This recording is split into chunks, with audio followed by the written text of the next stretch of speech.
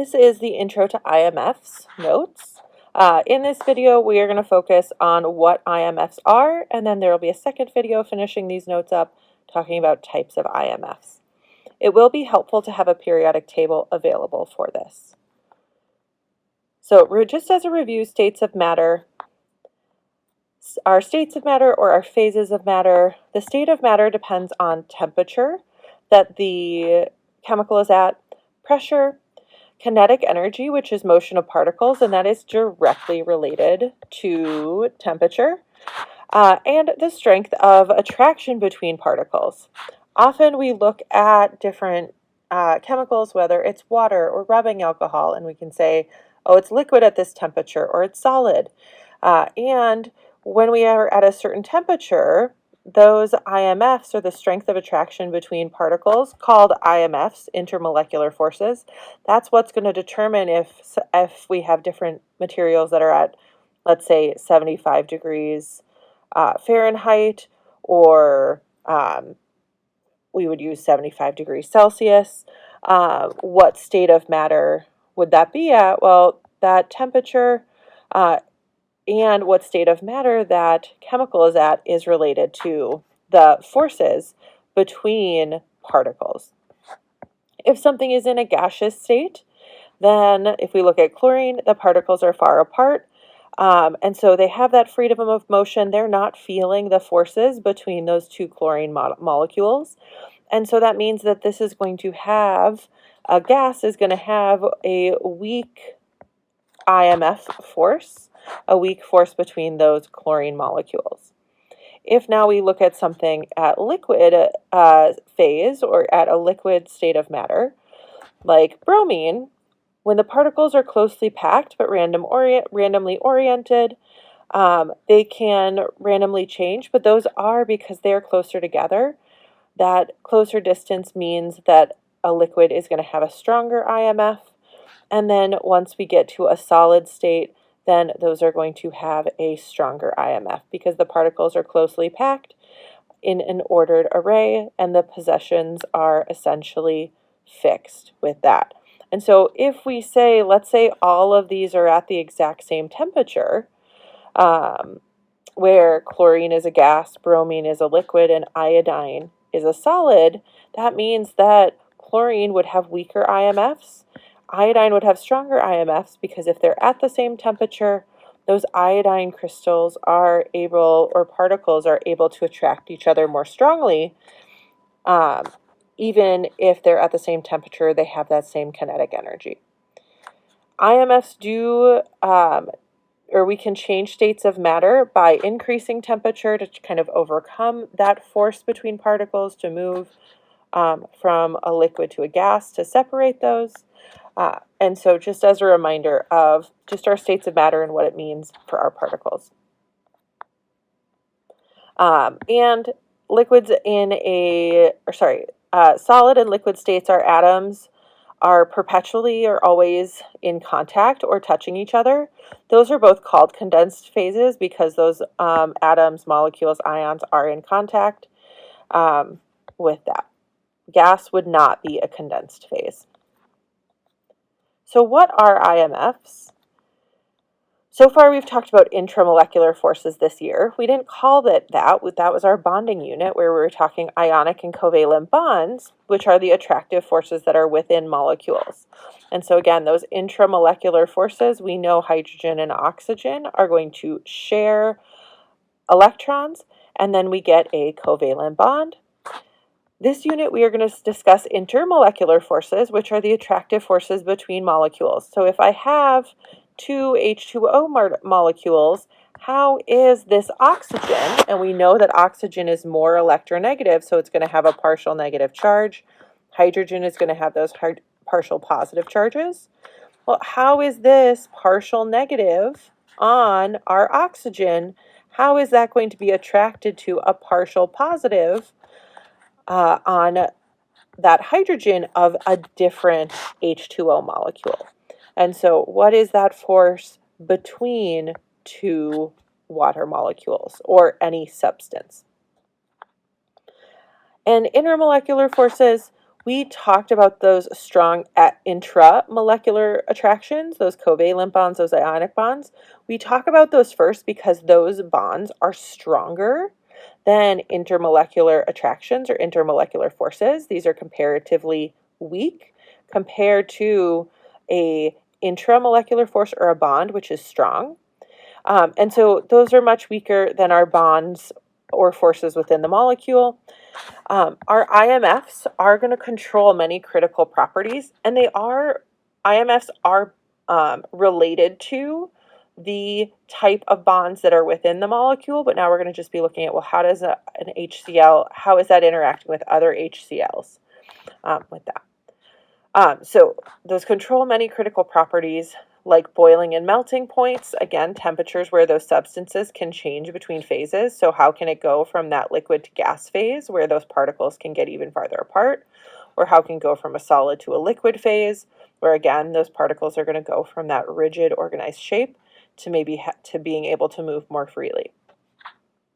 IMFs also control vapor pressure. We talked about this briefly in our colligative property notes. Vapor pressure is the pressure exerted by the gas in phase equilibrium with a liquid in a closed container. So even if you have a liquid in a closed container, the particles near the top are going to be going between that liquid and gas phase, kind of like we talked about that phase equilibrium with the ice. IMFs determine surface tension, and IMFs determine viscosity. And viscosity is a liquid's resistance to flow. So an example, honey is more viscous than water because it is going to be more resistant to flowing than water is. So IMFs determine all of these different properties. As a refresher, here we have looking at our different chemical compounds. How do we determine polarity of a covalent molecule? Well, we need to sketch out those molecules. When we have those molecular polarity notes, you should have already done a little bit of review on this. So looking at how can we draw out CH4? Remember, as we're looking at this, we put whatever we have least of in the middle. And then we're going to show the sharing of our hydrogens. We have 4 hydrogens. Each of these bonds represents 2 electrons. So once we have everything, we have our carbon, we have all these attached. Now we need to make sure everything is happy. Most elements are happy with 8 electrons, so carbon is happy with 8, 2, 4, 6, 8. Hydrogens are happy with 2, so this hydrogen has 2, this hydrogen has 2, this hydrogen has 2, and this hydrogen has 2. Our last step then is to go to our periodic table and to say, okay, let's do a refresh of that, or let's see, do we have the number of electrons we need?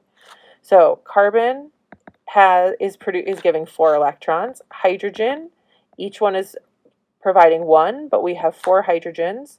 So when I add those up, I need 8 electrons total in my picture. I have 2, 4, 6, 8 total in my picture, and so my picture is complete. So this is our final structure. Each hydrogen is single bonded with a hydrogen. And then let's look at our molecule polarity. So let's look at how the electrons are being shared. Are they being shared equally or unequally? Well, this is a covalent compound, so they are sharing. If you don't remember that hydrogen and carbon have very similar electronegativity, that's okay. We can still see the molecule polarity based on the structure. We want to look for lone pairs on our central atom. Carbon doesn't have any lone pairs on it, and this is a symmetric molecule. So even if there was unequal sharing between our hydrogen and our carbon, the direction of those would cancel out. And so this is a non-polar molecule because of the fact that we don't have any lone pairs on our central atom, and it is a symmetric molecule.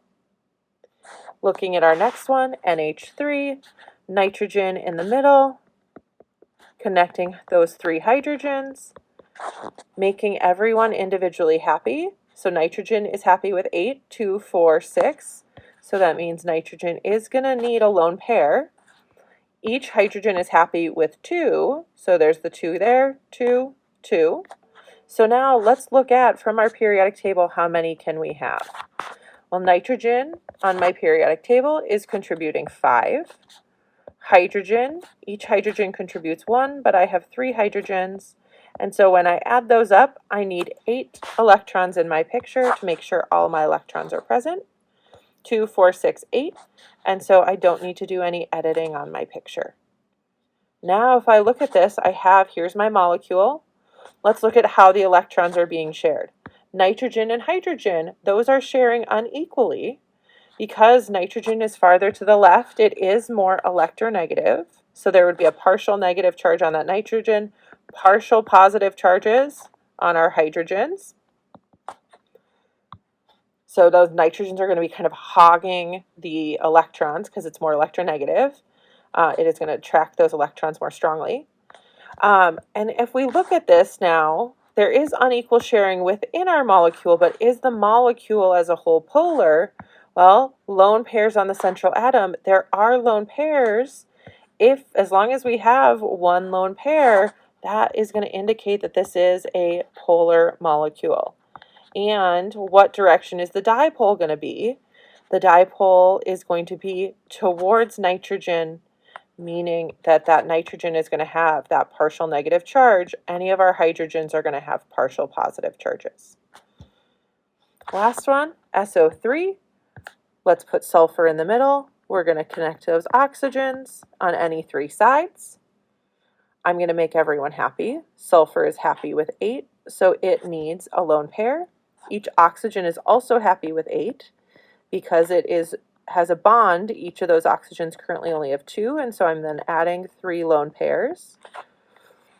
And now I can look at how many electrons can I have. Sulfur is contributing 6.